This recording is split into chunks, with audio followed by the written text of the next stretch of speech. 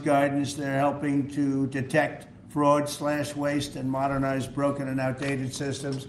So as you know, we're talking about various systems and changing systems. And, sadly, it takes a long time to do that. You'll change, let's say, a system at IRS and computerize it properly where the job can be done in 1/10 the time, but it takes sometimes years to rebuild those systems. But we've started, in many cases, I will say that this has less to do with Elon, but the air traffic control systems, we're bidding out to the best companies in the world, those systems right now. They were what the previous administration was horrible what they did. They spent billions and billions of dollars, and in the end, it didn't even come close to working. They tried to hook up wire to copper, and it can't be done. And they just spent billions of dollars and just wasted money, actually made the system much worse. So we're going to get a brand new modern system. Congress is working with us on that, and we're going to get it done as quickly as we can. But it's in the works, and once it's done, it'll be good for 30 years. But we have a system that's 48 years old and would have a modern computer hooked into a very outdated computer, and they don't hook up. I mean, they didn't hook up. So after spending billions of dollars, they turned on the system, and in never any cases from local to countrywide, they never worked. More than 75,000 bureaucrats have voluntarily left their taxpayer-funded jobs to come out and really do the job. Countless wasteful and unnecessary contracts have been terminated, and you know that we have terminated many, many contracts, and many contracts, Elon, are right now being looked at, and it may be 6 months, it may be almost a year in some cases. We're going through procedures, we're going through courts, and we'll remember you as we announce billions of dollars of extra waste, fraud, and abuse. Just as an example, DOGE canceled $101 million for DEI contracts at the Department of Education, $101 million, and that was just in a small section of the Department of Education. $59 million for illegal alien hotel rooms in New York City, and the landlord never made the kind of money that he made in the last short period of time. $59 million to a hotel in New York City, $45 million for diversity, equity, and inclusion scholarships in Burma. Does anyone know about Burma? $42 million for social and behavioral change in Uganda. $40 million to improve the social and economic inclusion of sedentary migrants. I can say it's $2 billion to Stacey Abrams and her environmental movement.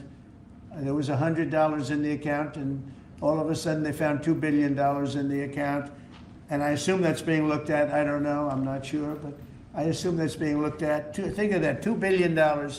And then Lee will tell you there's another one over there for $20 billion being spent on another environmental question. $20 billion, not 20 million, a lot, not 200,000, which is a lot. So think of it, in her case, you have $100, and now all of a sudden she gets hit with an infusion of $2 billion just before I take office. $20 million for Arab Sesame Street in the Middle East. Nobody knows what that's all about. Nobody's been able to find it. $8 million for making mice transgender. So they spend $8 million on making mice transgender. And those are better than many of the others. I could sit here all day and read things just like that, but we have other things to do. So it's much, much more than just that. We're totally committed to making the DOGE cuts permanent and stopping much more of the waste in the months to come. We want to get our great, big, beautiful bill finished and done. After that, we put some of this into the bill, but most of it's going to come later. We're going to have it cauterized by Congress, affirmed by Congress. In some cases, we'll make cuts. In some cases, we'll just use it in a different layer to save the money. But it's hundreds of billions of dollars. DOGE has also fully modernized the federal retirement process and continues to work very hard on the IRS modernization. But we're taking that over with DOGE. Many of the DOGE people, Elon, are staying behind, too, so they're not leaving. And Elon's really not leaving. He's going to be back and forth, I think. I have a feeling. it's his baby, and I think he's going to be doing a lot of things. But Elon's service to America has been without comparison in modern history. He's already running one of the most innovative car companies in the world. You look at his factories and compare them with some of the old factories we have, and it's a big difference. And the most successful space company, and I guess in history you would have to say, the largest free speech platform on the internet, etc. Yet Elon willingly, with all of the success, he willingly accepted the outrageous abuse and slander and lies and attacks, because he does love our country. I know that very much. He loves our country. He comes from another country, a country that's going through trials and tribulations, I would say. But he's all about the USA, and Americans owe him a great debt of gratitude. So I just want to thank Elon for his time as a special government employee. Can you imagine? They call him an employee, but it's a special government employee, and for coming and helping us. And he really has changed the mindset of a lot of people. A lot of people thought, maybe we'll cut 1% or 2% or 3%. Then they said, wow, we can cut a lot more than that. And we're going to do it very surgically. We're going to continue on the march. We're making America great again. When I was in Saudi Arabia, and we were in, as you know, 3 really great countries, predominantly the 3. Qatar was great, UAE was great, Saudi Arabia, incredible. Such an incredible experience to be in those 3 countries. But the Crown Prince of Saudi Arabia, and I must tell you, the great leaders of the other 2 that we just mentioned, they all said the same thing, that the United States is the hottest country right now anywhere in the world. And 6 months ago, we thought it was dead. It was like a dead country. And it would have been a dead country if we didn't have the right result on November 5th. There would have been a horrible, horrible situation was going on with the borders, with transgender for everyone, men playing in women's sports, and so much more. But they were saying the hottest country anywhere in the world. And then I played that little clip because I was one person who's respected, or 2 people, because Joe was in that one too. Joe's a good man. But that was one group of people saying something about the success of what we've done over the last 4 months. They cannot believe it. In the one case, they said they've never seen anything like it as long as they've been doing what they've been doing. They've been doing it for a long time. So I want to thank Elon for helping. And again, the United States right now is the hottest country anywhere in the world. There's no country as hot, and we're doing really well.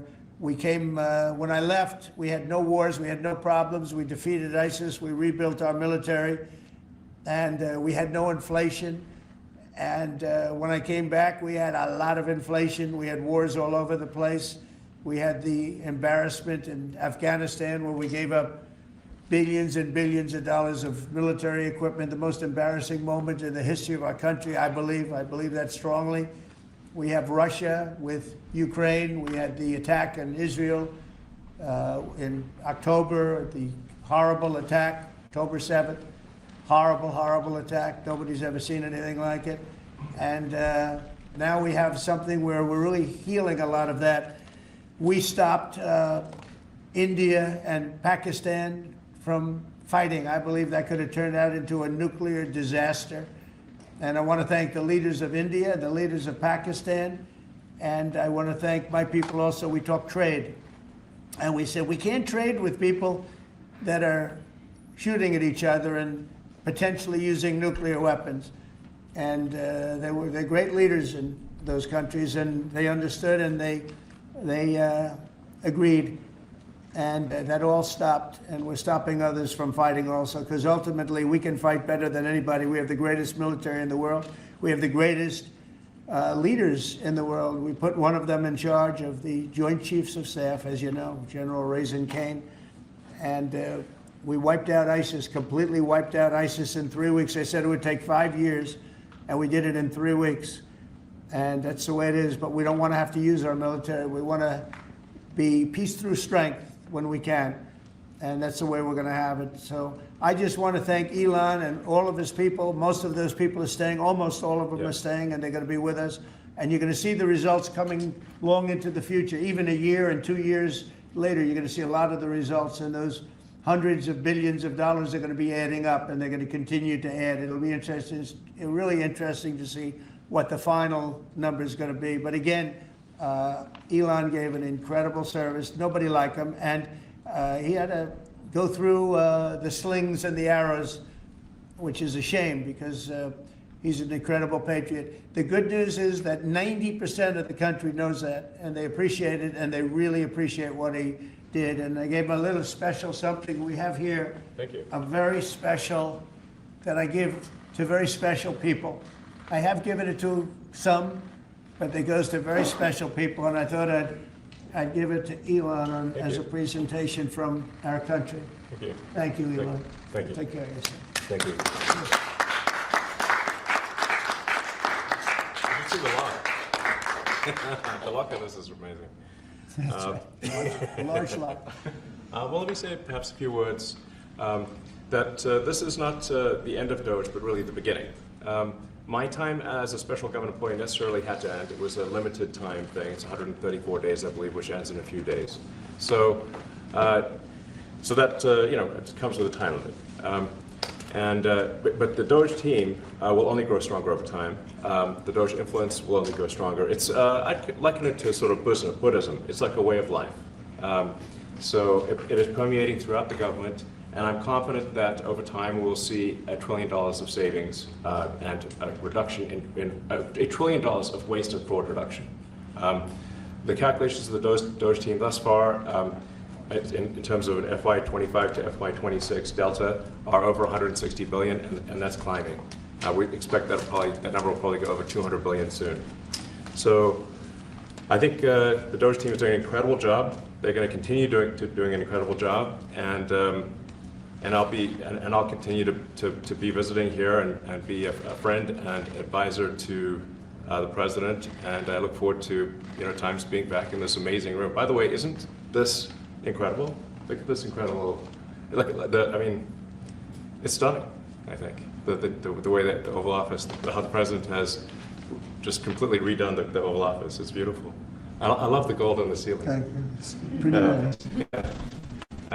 It's been there a long time. That was plaster. Nobody ever really saw it. They didn't know the eagle was up there, and we highlighted. It's essentially it's a landmark, a great landmark, and that's 24-karat gold, and everybody loved it. And now they all see it when they come in. So it's been good. The Oval Office finally has the majesty that it deserves, thanks to the president.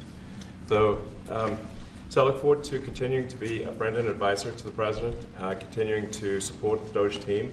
And we are relentlessly pursuing $8 trillion in waste and fraud reductions, which will benefit the American taxpayer. So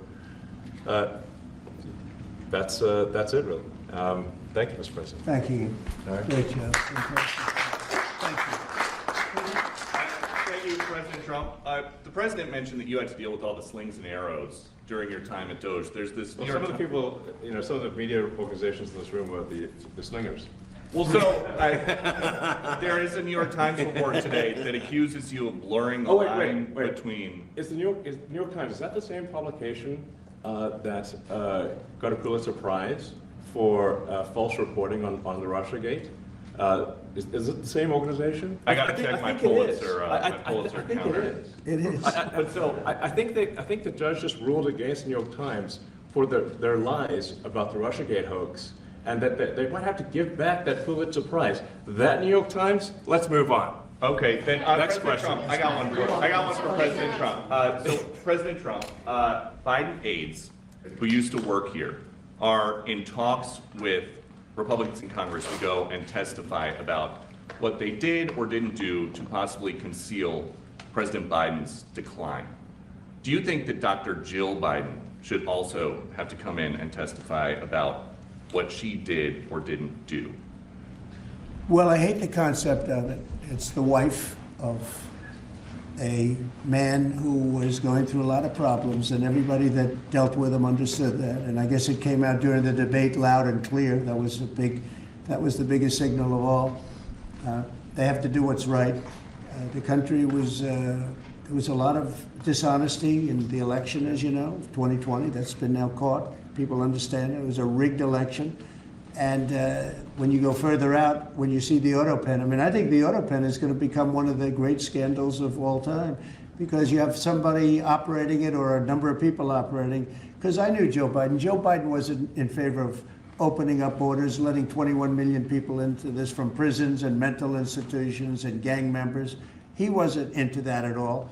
And you know, who signed these orders, proclamations, and all of the different things that he signed that set our country so far back, that was so bad for our country? With the auto pen, how would it work? Like, we're in the Oval Office right now. If there was a group of rogue staffers that worked for you who wanted to advance a bill or an executive order without your knowledge, how could they do it? How do they go Well, it's very behind hard, a because president's I'd back? read your newspapers or your media the next day, and I'd say, well, I didn't approve that, and I would find it. I mean, they wouldn't get away with it for long, because I'd say, I never signed that. Who the hell signed that? Auto pens, to me, are used to sign letters to people, because we get, I think they said 20,000 letters a week, and you like to be able, when somebody takes the time to write a letter, it's nice to sort of write back. And auto pens are meant for that. Auto pens are not meant to sign major proclamations or tax cuts or borders, anything having to do with the border, which is so important. And if it happened on my watch, I would be able to see it, because the next day or sooner, I'd be reading about something that I knew nothing about, and who the hell signed this? So I almost never use the auto pen. In fact, yesterday I was signing about 81, I think it was 81 proclamations and statements to people that I think should be signed by us. I think when you write letters to foreign dignitaries or presidents or prime ministers, you should be signing those letters, not done with auto pens. I understand he signed almost everything with an auto pen. It's a very dangerous thing. It really means you're not president. Whoever operated the auto pen, and we think we know who that is, and it was actually more than one person, but that's not what the presidency is all about. I hardly used to use it. Are you going to reinstate the tariffs on China? You said that they violated the agreement with the U.S. Well, they did. They violated a big part of the agreement we made. You know, if you read that whole statement, I was very nice to them. I helped them because they were in trouble with the stoppage of a massive amount of business. But I'm sure that I'll speak to President Xi, and hopefully we'll work that out. But yeah, there's a violation of the agreement. Yeah, please. Mr. President, can you give us an update to the latest ceasefire agreement that Israel has agreed to, but Hamas still considering? Well, they're very close to an agreement on Gaza, and we'll let you know about it during the day or maybe tomorrow, and we have a chance of that. And I think we have a chance of making a deal with Iran also. They don't want to be blown up. They would rather make a deal, and I think that could happen in the not too distant future. That would be a great thing if we could have a deal without bombs being dropped all over the Middle East. That would be a very good thing. They can't have a nuclear weapon. We want them to be safe. We want them to have a very, very successful nation. Let it be a great nation, but we can't have that. They cannot have a nuclear weapon. It's very simple. And I think we're fairly close to a deal with Iran. Mr. Musk, a question for Elon. Yeah, please. You said just now that you look forward to being a friend and advisor to the president. So do you Well, I am. expect to continue advising the president and Doge informally, or are you going to sort of shift your focus entirely to your companies? Well, I expect to continue to provide advice whenever the president would like advice. I hope so. I mean, yeah, I expect to remain a friend and an advisor, and certainly if there's anything the president wants me to do, I'm at the president's service. Mr. Musk, on Doge, you said that there was $1 trillion promise for cuts from Doge. Yes, I think we do expect over time to achieve the $1 trillion. But what have you found in your time here was the biggest roadblock to getting those cuts? Was it the cabinet, or was it Congress, or something else? What was the biggest roadblock from your work? It's mostly just a lot of hard work. It's really not any one person or Congress. It's going through really millions of line items and saying just each one of them makes sense or does not make sense. Obviously, at times when you cut expenses, those who are receiving the money, whether they're receiving that money legitimately or not, they do complain. And you're not going to hear someone confessing that they received money inappropriately. Never. They're going to always say that they received money appropriately for an important cause. Naturally, that's what you'd expect. But so we just have to. It's just a lot of work going through the vast expenses of the federal government and just really asking questions. What's this money for? Are you sure it's actually being used well? Many times we can't even find anyone who defends it. So for a lot of the expenses, there is actually no defender at all. And then we have to just work through the process of stopping the spending, where there's often literally no defender. Nobody even knows why the money's being spent. It's truly absurd. I mean, we find situations where there are millions of software licenses with 0 people using them. 0. Exactly. This is the quizzical expression. You're like, surely, if there's millions of software licenses, someone should be using them. No, and then we've got to go through the process of saying, okay, look, if no one's using the software, we can terminate this software license agreement. That's everywhere in the government, by the way. Mr. Musk, what do you think would be easier, colonizing Mars or making the government efficient? It's a tough call, but I think colonizing Mars and making life multi-planetary is harder.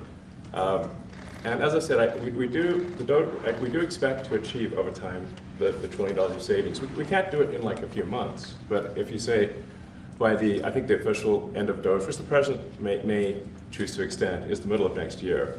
Say by the middle of next year, with the support of the president and Congress, could we achieve $1 trillion of savings? I think so. We're on track to do so. Do you have faith that Congress is going to? Mr. Thank you, Mr. President. You had mentioned earlier in the week that DOGE had become a whipping boy, and as the president mentioned, you went through a lot to go through this process. Yeah. Was it worth it for you, and what would you change? Yes, so what we found was happening was that if there were any cuts anywhere, then people would assume that was done by DOGE. And so we became like essentially the DOGE boogeyman, where if so any cut anywhere would be ascribed to DOGE.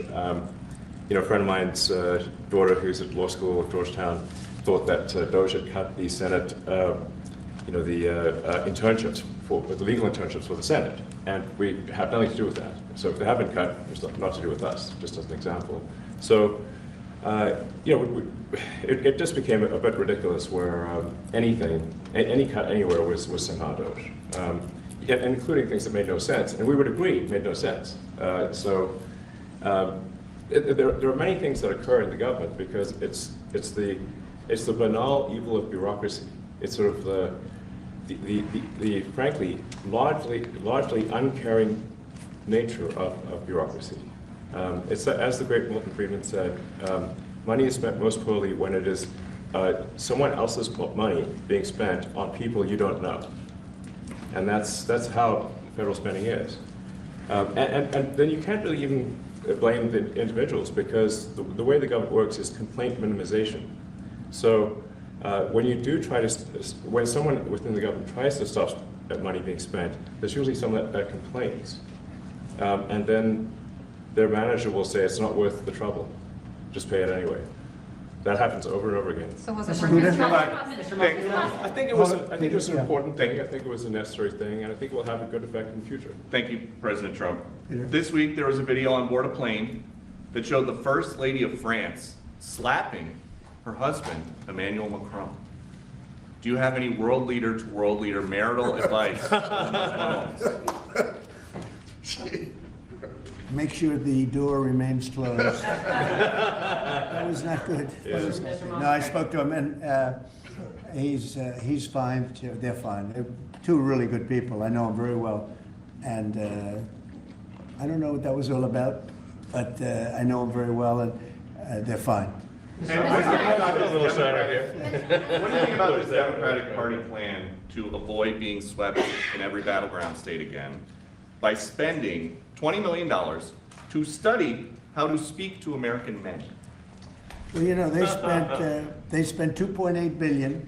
We spent 1.5. We spent much less. We spent about half of what they spent, and at the end they were $28 million short. They had to be. They spent 2.8 billion. It's a lot, but they couldn't get 28 million at the end, and now they want to spend. I read that they want to spend money to learn how to talk. That's fake. You don't want to be fake. You shouldn't have to hire consultants to say what America needs, because then they should be, the consultants should be running the deal, not them. But I read that they want to spend a lot of money in each state. So we won all 7 swing states, 7 out of 7. We won a lot more than that. We won the popular vote. We won everything. And they want to spend money to find out what they did wrong. And I mean, I can tell you what they did wrong. I can tell you every one of their programs, when they say men playing in women's sports, I would say that's not a winner. When they say transgender for everybody, I think that's not a winner. When they say open borders so the entire world population of criminals can pour into our country, I don't think that's a winner. I mean, I just gave them that for free, but I don't know if they'll change their ways. I see them all the time. I see people that I know in Congress, Democrats, they're trying to justify some of the things I just said. You can't justify them. They're, I always hear they're 80-20 issues. I say they're not 80-20, they're 97-3. They might be 99-1. They're not 80-20. They wish they were 80-20. And they're wasting a lot of money if they're going to continue with that nonsense. And this one's a little bit more of a page 6 question, but back when you hosted The Apprentice, you mentioned once in 2012 that Diddy was a good friend of yours back then. He has since found himself in some very serious legal trouble. Yeah, that's true. Would you ever consider pardoning him?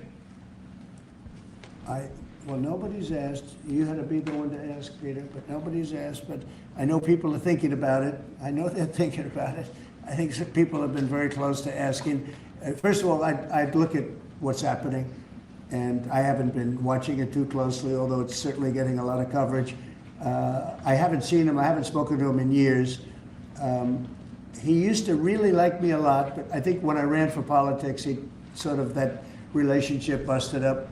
From what I read, I don't know. He didn't tell me that, but I'd read some little bit nasty statements in the paper all of a sudden. It's different. You become a much different person when you run for politics and you do what's right. I could do other things, and I'm sure he'd like me, and I'm sure other people would like me, but it wouldn't be as good for our country. As we said, our country's doing really well because of what we're doing. So it's not a popularity contest. So I don't know. I would certainly look at the facts. If I think somebody was mistreated, whether they like me or don't like me, it wouldn't have any impact on me. Mr. President, on the big beautiful bill, would you like to see the Senate build in some support for your tariffs on the big beautiful bill, or should that be a standalone bill? I have great support on the tariffs. I mean, I was so honored that we got that ridiculous stay lifted, because that would have taken away presidential power. It would have taken away everything that was granted by the founders. It would have been a terrible thing. And it would have, most importantly, would have left us vulnerable. We have a lot of countries that use tariffs on us and use them viciously, actually, viciously. And if we didn't have the power to use tariffs on them, and instantly, not when you go back to Congress and try and get hundreds of people to agree on something, that would take months to get just one simple proclamation. If we didn't have the power to counteract their powers, you wouldn't have a country left. We have to act fast. We have to be fast and nimble, as they say. And that was a really great moment, I think, yesterday when that stay was lifted. And hopefully now we'll go to court and just win that battle. Because if we don't have the power to do what they're doing to us, we are going to be a great nation no longer. Elon Musk was once idolized by folks on the left in this country before joining your administration. Now he's considered a hero by conservatives. Why do you think this man and what he's done in American life has been so politicized? Does it only have to do with you? His life has been amazing. I mean, I look at so many different things. I look at that rocket being, guided back into position. I've never seen that before. I thought it was a space movie. I thought it was a movie. You look at what he's done in terms of communication. It's been unbelievable. So many different, even tunnels going underground, not having to go through all the process of going, he's got a company that does that. He's got so many different companies. Starlink, as an example. He saved a lot of lives, probably hundreds of lives in North Carolina. I don't even know if you remember, but I called you. They needed Starlink in North Carolina. And I didn't know what the hell Starlink was. I said, what is it? Who owns it? He said, do you know Elon Musk? I said, yeah, I happen to know the gentleman. This was before his government stay. And they said, we really need it, because North Carolina became an island. It was, people had no communication. They had no access to anything, and they were dying. And I called up Elon, and you can't get it because it's so successful. It's very hard to get. And he had so much of it brought over there, and they told me it was unbelievable. It saved a lot of lives. So, you know, he's just done a lot of things. I don't think, frankly, I don't think he gets credit for what he's done. But he's a very good person, too. You know what? If he wasn't a good person, but he did the same things, you know, I'd probably maybe speak differently. He happens to be a really good person who loves the country. Mr. President, on the one big, beautiful bill, you had indicated this week that there were some things you didn't like about what had passed in the House. What changes do you want to see the Senate make? And you had also indicated there were things you didn't like about the bill. What would you be suggesting he push senators to change in their version? Well, I'll tell you, I'll go first. It's an unbelievable bill. It cuts your deficits. It cuts, you know, it's a huge cutting. But there's the things I'd like to see maybe cut a little bit more. I'd like to see a bigger cut in taxes. It's going to be the largest tax decrease or cut in the history of our country. I'd like to see it get down to an even lower number. I was shooting for a slightly lower number. I would have liked to have done that. But with all of that being said, when you look at the tax cut and the fact that the original tax cut, which made us so successful, we had the most successful 4 years in the history of our country, the economy, and this is going to be even better. And you see that by the reports that came out just yesterday or tonight. I guess they were released this morning at 8 o'clock. You see the kind of numbers where somebody that's a pro is like, whoa, I haven't seen numbers like this since I've been doing this. You know, these are human emotions of professionals that have never seen numbers like, and we've just started. The bill is a great bill. It's going to be jiggered around a little bit. It's going to be negotiated with the Senate, with the House. But the end result is it extends the Trump tax cuts. If it doesn't get approved, you'll have a 68% tax increase. You're going to go up 68%. That's a number that nobody's ever heard of before. You'll have a massive tax increase. If it does get approved, you'll have a large tax cut, the largest we've ever had. When you add the past tax cuts that we got you, the Trump tax, they call them the Trump tax cuts. It's an amazing bill. It does amazing things. With all of that, it's going to be adjusted a little bit over the next coming weeks, and I think it's going to be passed. The Republicans want to pass it. With all of the great things it does, including an extension of debt, it's the extension. We have to extend the debt. If we don't extend debt, we're in default. Now, the Democrats might like our country to be in default, but in 250 years, we've never been in default. That was handed to them by a very well-meaning man that gave it to them because he thought it was the right thing to do. It could have been their problem before the election, but this man thought it was the right thing to do, and he was well-meaning. I don't hold anything against him for that, but that was put on our plate when it should have been on the Democrats. September 28th, a famous date. It should have been taken care of by the Democrats, but this person, a man of power, gave it to us so that in June that comes due. Well, we have to take care of that because if we don't take care of it, we have a country in default, and we don't ever want to have a country in default. You know, I'll tell you, a certain senator, Elizabeth Warren, said that she would never, ever allow a default on our debt. She would never let it happen, and she would like to get rid of the debt ceiling, what's called the debt ceiling. I call it the debt extension because we really need an extension, that she'd like to see that gotten rid of. And there are many people that agree. Many Democrats agree with that. But we gave that through, and you know, I don't want to say an error. He did it well-meaning. They gave that to us. It was a Democrat problem just before the election. Would have had a huge impact on the election. And to our benefit, we won anyway, but to our benefit. But felt that really for the good of the country, we should extend that. But Elizabeth Warren and various other people would like to see that, her whole career she wanted to see it terminated, gotten rid of, not being voted on every 5 years or 10 years. And the reason was because it's so catastrophic for our country. And I always agreed with her. That was one thing I agreed with her on. Now, I haven't spoken to her, but I would say that if you asked her that question now, she'd say, no, it's their problem. But it's a very unfortunate situation. It's a very unfair situation. And she happened to be right on that. It should be gotten rid of, or it should simply be extended. But that's one of the things that gets taken care of in this bill. That automatically gets extended for a 4-year period, and it should be. But I agree with Elizabeth Warren on that. I think you should get rid of it. It's too catastrophic. Yeah, please, go ahead. What message do you like to send to international students? Are they still welcomed to study in the United States? And one question for Mr. Musk. The students, well, we want to have great students here. We just don't want students that are causing trouble. We want to have students. I want to have foreign students. I think Harvard, it's close to 31%. That's a lot.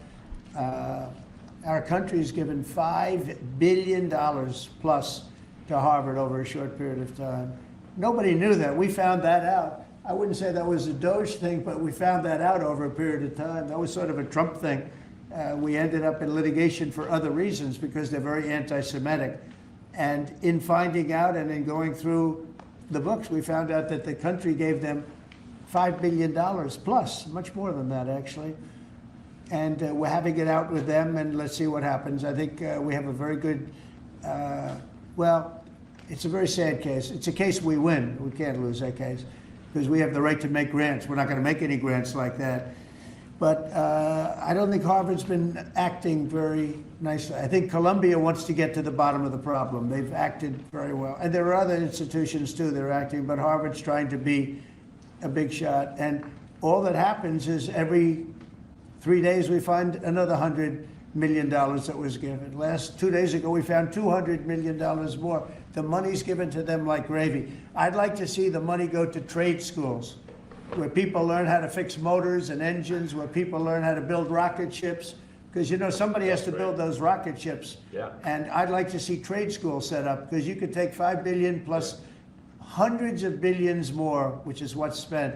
And you could have the greatest trade school system anywhere in the world. And that's what we need, to build his rockets and robots and things that he's doing, and to build lots of other things. And, I went to school with people. In some cases, they weren't good students, but they could fix the engine of a car better than anybody I've ever seen. They could take it apart blindfolded. They had an ability at that. And they did very well. They made a lot of money. It's a very skilled job. It's great. But I'd like to see a lot of money going into trade schools. I've always felt that. And we probably found our pot of gold, and that's what's been wasted at places like Harvard. And the money's been wasted. Yeah, please. Yeah, well, I wanted to ask quickly, Mr. Musk, is your eye okay? What happened to your eye? I noticed there's a bruise there. Well, it wasn't. I wasn't anywhere near France, so. What does that mean? No, I didn't notice his eye. First Lady of France. Getting slapped, I didn't notice. I was just watching around with little X, and I said, "Go ahead, punch me in the face," and he did. Turns out, even a 5-year-old punching you in the face actually does. That was X that did? Yeah. X could do it. If you knew X, I saw his mom right now. But I didn't really feel much at the time, and then I guess it bruises up. But I just watched around with the kids. I didn't basically. notice it, actually.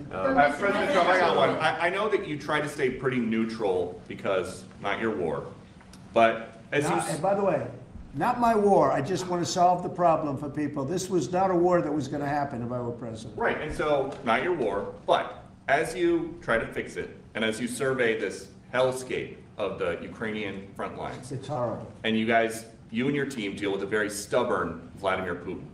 Do you And look? Zelensky. Yeah. But do you look at this Very stubborn conflict Zelensky, too. any differently now? Like, do you look at this and see Putin as the good guy or the bad guy? So I've known him very well, and I went through a lot of things with him because Russia was, the Russia hoax turned out to be a total hoax. New York Times, they got a Pulitzer Prize. They have to give back the Pulitzer Prize. That's my lawsuit, and they're doing very poorly in that lawsuit. But they wrote stories about how it was true and it was false, and a lot of Washington Post also. I have gotten to see things that I was very surprised at.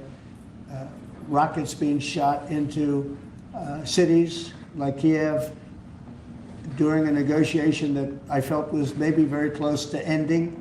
We were going to solve a problem, and then all of a sudden rockets got shot into a couple of cities and people died. I saw things that I was surprised at. And I don't like being surprised. So I'm very disappointed in that way. with that being said, I'd like to see it end. 5,000 people, I think the number's even more than that, but 5,000 people a week are being killed. Mostly soldiers, but also people that live in little cities and towns throughout Ukraine. And I'd like to see that stop. And I asked Caroline this yesterday, but I want to ask you directly. So many of the things that you're trying to do are held up in court right now. If the courts are going to have so much influence over U.S. policy, do you wish you would have just become a judge instead? Yeah, well, look, it wasn't meant to be that way. If you look at the founders, the president had certain powers, and you have your three groups, and they all had supposed to be equal, pretty equal powers. But you can't have a judge in Boston running foreign policy in places all over the country because he's got a liberal bent or he's a radical left person. That's what the executive branch is for, and you have checks and balances. But we had millions of people pour into our country, many criminals poured into our country, murderers, mental institutions from all over the world being emptied out into our country. And if we don't get them out and get them out quickly, could lose your country very easily. This is a bad, that anybody would allow this to happen to our country. You know, with all of the things, we took over inflation, we took over some wars, we took over a lot of problems that didn't exist when I was president. None of it existed. We wiped out ISIS. Other than that, we had no wars. Putin was never going to hit Ukraine. Israel would have never been attacked. That attack, as you know, Iran had no money. They didn't have money for Hamas. They didn't have money for Hezbollah. They had no money whatsoever. That wasn't going to happen. All of these things that happened weren't going to happen. You wouldn't have had inflation. So it's very sad when I came back. But the thing that is the hardest is that they allowed 21 million people into our country. And many of those people are stone cold criminals. They moved their criminal population into the United States. And of all the things that, you know, are bad, I solved inflation, I believe, already. I got the fuel prices down. The fuel prices came down. That's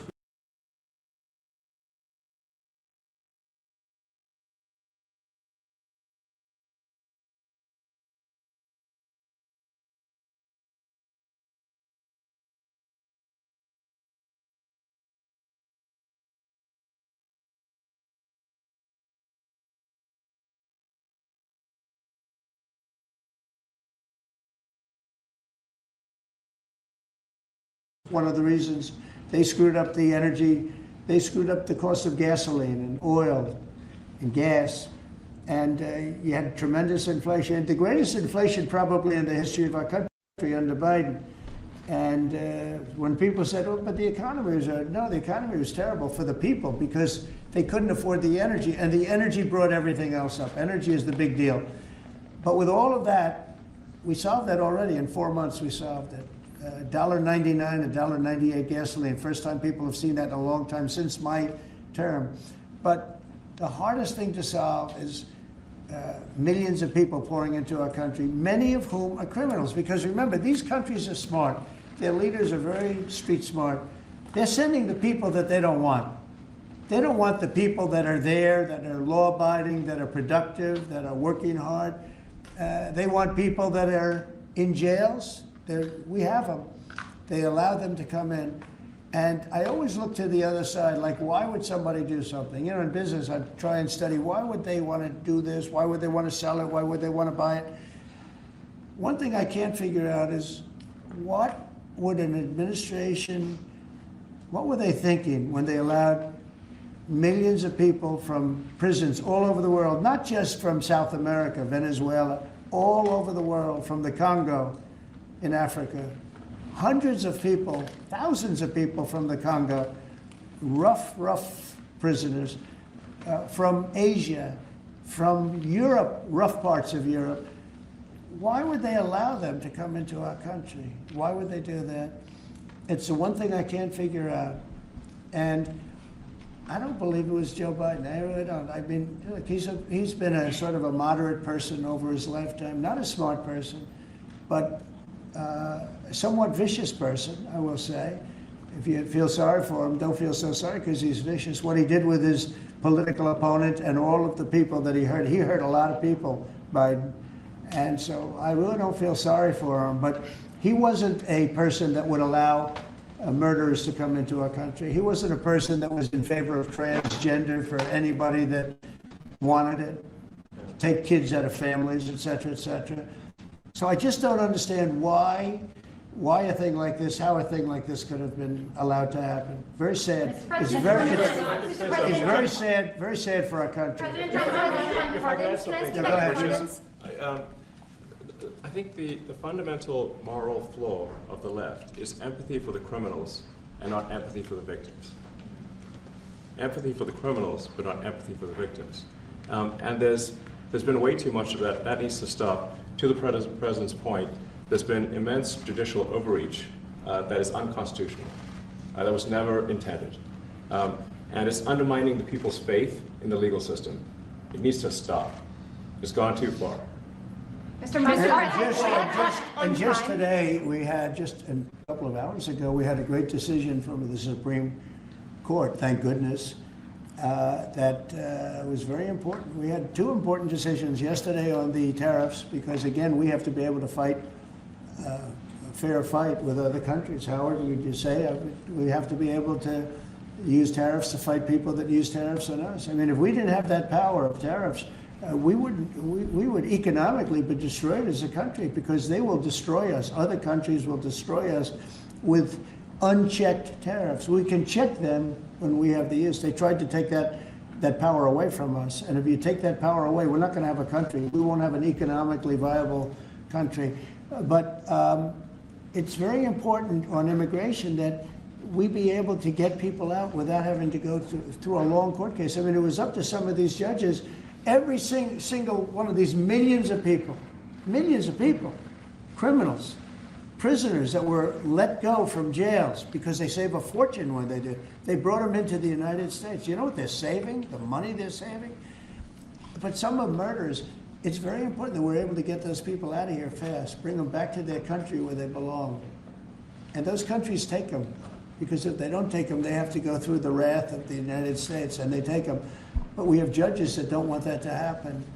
And it's a terrible thing. That's going through the court system right now, that whole situation. But when ICE and with Border Patrol, they've done an incredible job. When they do this incredible job and they capture 100 killers and drug dealers, and we can't keep them for years here as we go through trials. We have to get them out rapidly, and we know who they are. We know who they are, and we're very careful about who they are, but we have to get them out rapidly, or again, we're not going to have a country, okay? Maybe one or two more. Go ahead. Are you concerned that tariffs may also affect companies like Tesla, which have parts manufactured abroad? And this is also to you, Mr. Musk. Well, he's going to end up building his whole car here. I mean, I thought he built his whole car. Pretty much he does. He's got incredible factories, and like I looked at one in Texas. It's unbelievable. No, all of the manufacturers will build their parts here too. I mean, it used to bother me. They make a part in Canada, a part in Mexico, a part in Europe, and it's sent all over the place, and nobody knew what the hell was happening. I think it's ridiculous. You build a car, make it in America, and I gave them a little leeway on that. You know, gave them some leeway. But over the next year, they've got to have the whole thing built in America. That's what we want. We want America to buy American-built cars. Thank you very much, everybody. Thanks, guys. Thanks, guys. Thank you, guys. How was your meeting with Jerome Powell? Good meeting. It was a good meeting. Are you considering Thanks, guys. Keep going, keep going, keep going. Thank you. Thanks, guys. Let's go straight out here. Thank you. Thanks, guys. We can come back for the chords. Ray, you want me to take the,